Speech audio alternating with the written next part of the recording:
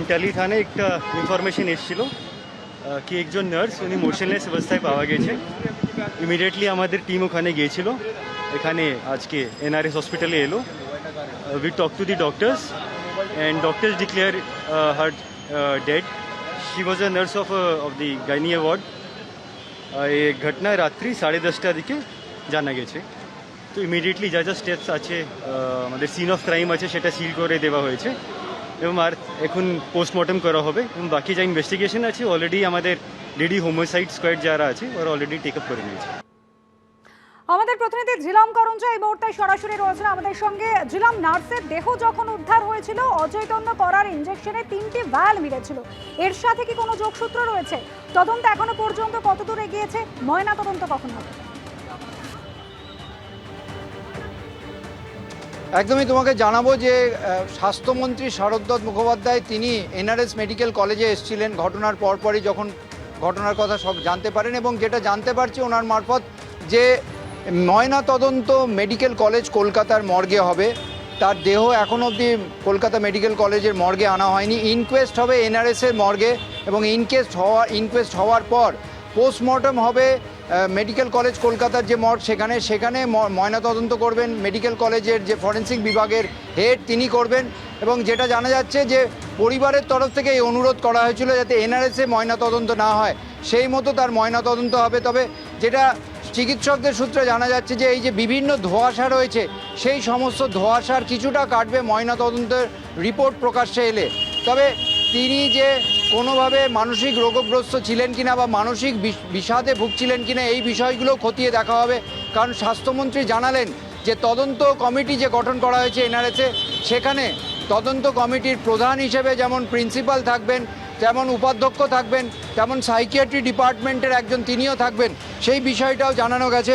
এবং এর পাশাপাশি যেটা তিনি বলেছেন যে ময়নাতদন্ত মেডিকেল কলেজ কলকাতায় হবে, আর কিছুক্ষণ পরেই ময়নাতদন্ত হবে। দেহ এলেই ময়নাতদন্তের জন্য প্রস্তুত এখানকার যে টিম মেডিকেল কলেজ কলকাতার ফরেন্সিক ডিপার্টমেন্টের টিম, তার এইচওডি তিনি এই ময়নাতদন্ত করবেন। বেশ, জিলাম সঙ্গে থাকো। নার্সের দেহ আর কিছুক্ষণের মধ্যে নিয়ে আসা হবে এই কলকাতা মেডিকেল কলেজ হাসপাতালে। প্রথমে ইনকোয়েস্ট হবে এনআরএস হাসপাতালে, তারপর কলকাতা মেডিকেল কলেজ হাসপাতালে নার্সের ময়নাতদন্ত সম্পন্ন হবে। হাসপাতালের প্রিন্সিপাল কি জানিয়েছিলেন শোনাবো। ডিউটিতে ছিলেন, তারপরে হঠাৎ পাওয়া যাচ্ছিল না, ওনাকে খোঁজ করে তখন দেখা যায় যে টয়লেটের দরজা বন্ধ। তখন টয়লেটের দরজা ভেঙে দেখা যায় যে মানে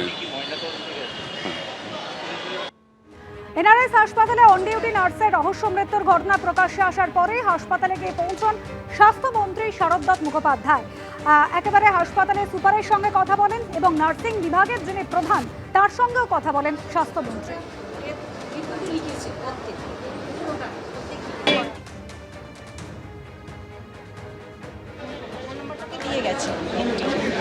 আচ্ছা, আর যে স্টাফ ওর সঙ্গে ছিল তাকে বলেছে আমি আসছি, দুজনে মিলে একসঙ্গে করবো।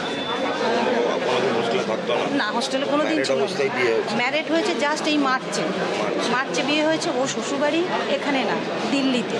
ওর হাজব্যান্ড নিয়ে ক্যান্টনমেন্টে ভাড়া থাকে, আর ওর হাজব্যান্ড কোনো বিজনেস কিছু একটা করে, আর ওর বাড়ি হচ্ছে পূর্ব মেদিনীপুর।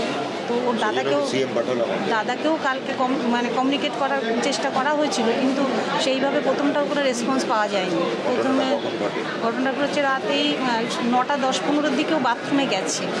আর তারপরে আমাদের নাইট সিস্টারের রাউন্ডে গিয়ে তো সেন্সাস নেয় যে পেশেন্ট কীরকম করতে, যে নাইট সিস্টার কি ওকে পায়নি। আমাদের পরিবার চিকিৎসা এবং চিকিৎসা কর্মীর পরিবার, সভাপতি আমাদের পরিবারের কেউ যদি এমত অবস্থায় আমরা পাই, আবেগ আগে চলে আসে, বিজ্ঞান একটু পরে আসে।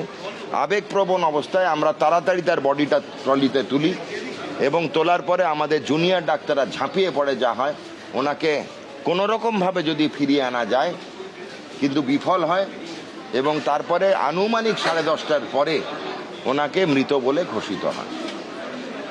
পুলিশকে সঙ্গে সঙ্গে অবগত করা হয়।